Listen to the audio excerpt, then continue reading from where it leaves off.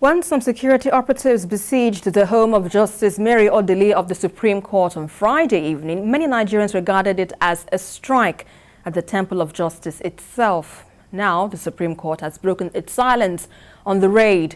In a statement by its Director of Press and Information, Festus Akonde, the Apex Court said the invasion, which depicted a gory picture of war, appeared like a mission to kill or maim Justice Odili.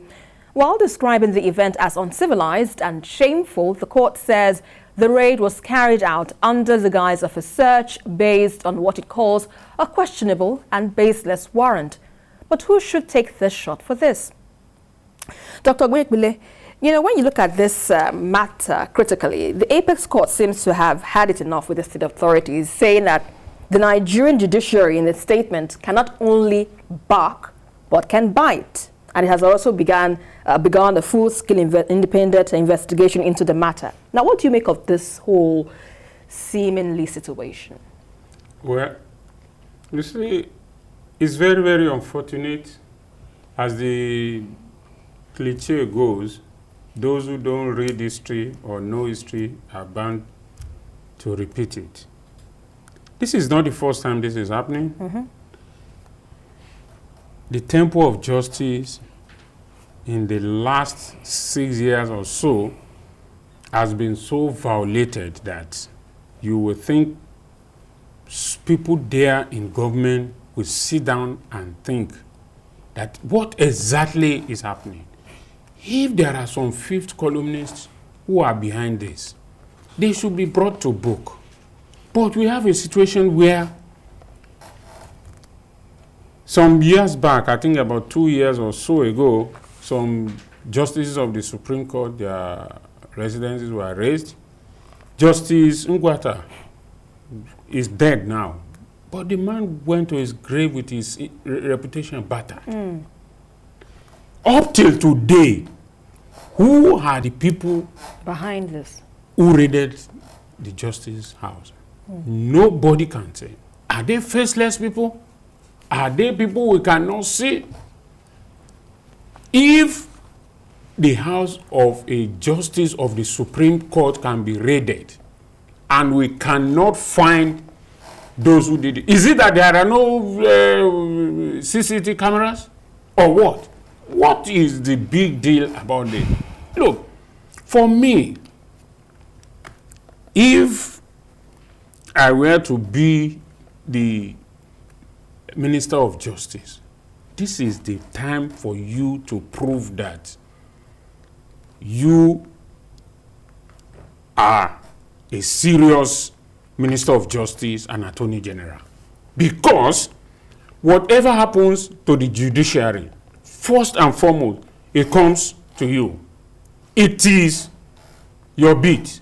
And you must tell the SSS, our DSS, whatever, all the security agencies, because now almost all the security agencies have denied having a hand in it. Even the EFCC said they don't know anything about it. So who exactly? Is it Olayinka Oyegbile? Is it Esther Omokwari Olatunwaje or anybody here?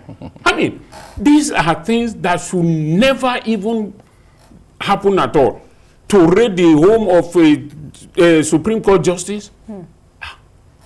Supreme Court justice is not an alkali magistrate, is not one backyard magistrate that listens to husband and wife fighting in one corner court in Abesan or wherever they are. So it is the highest temple of justice in Nigeria. And on Friday, it's almost going to a week now. We are still talking, police is addressing press conference, we are not the one. EFCC is saying we are not the one. DSS is saying we are not the one.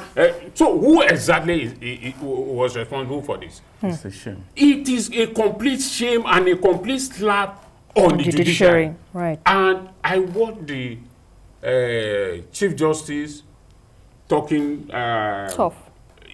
And for the first time, in fact, I was impressed. Because I've never heard him say anything that tough before. So it shows that it has, it's costing home. Now, okay, Mrs. Odili is married to a politically exposed person whose husband has gotten a lifetime injunction that it should not be probed and all that. Is that why the house was raided? What exactly was responsible? Why? What were they looking for? Did they find any evidence, any incriminating evidence? The other ones, they said they found something $1 million or $1,000 and whatever. What did they find there? Who even? I mean, if the president, in fact, the first thing the president should have done, all the security agency chiefs should have been summoned and be questioned and maybe given some marching order to go home and cool their feet and until they find out who, because there's no way the president or the government can wash his hand clean of this. Right. And for you to show that you don't know anything about it, it is time to act. I mean, what exactly is going on? Everything, nobody knows. They raided Igboho's house. Nobody is claiming responsibility. Nothing has happened to anybody. Now. Okay. A justice of the Supreme Court has been raided. Right, let's hold your thoughts now. We have a caller from Ibadan. Lushola, please go ahead with your contribution. I am Lushola Julius. All right, go ahead. I'm calling from Ibadan, your state capital. I greet the gentlemen in the house. Good evening, sir. Since we're having some issues with your connection there, Lushola, if you can call back, we'll receive your call once again. So, but Mr. Wajay, apologies there, Mr. Dr. Odili. Let's look at this matter critically. If you're looking at this issue right now, there have been certain dimensions to this, but let's talk about the implications of this continued raid on judges' home in Nigeria today. What do you think it could portend in our judicial institutions? It portends danger to our judiciary. It portends danger to governance. It has happened before, just like we were talking about building before, the collapse building in Ikoyi. It happened before. After a while, everything settled and we moved on. In 2016, it happened. Homes of judges of the Supreme Court were invaded in the dead of the night by security agencies in this country. And nothing happened. And because nothing happened, nobody took a fall for it, nobody was sacked, nobody was reprimanded, nobody was punished. It's going to happen again, and it just happened again. And that is why, again, some people are having the guts to tell you they don't know what happened. Even when it's so glaring, we saw them. They were not spirits. They were in that compound for almost 2 hours. These were individuals of Nigerian security units. Some of them were in their uniform. Somebody went and collected this search warrant from a court. His name is there, a policeman. They went, said a whistleblower gave them an information, and they went there.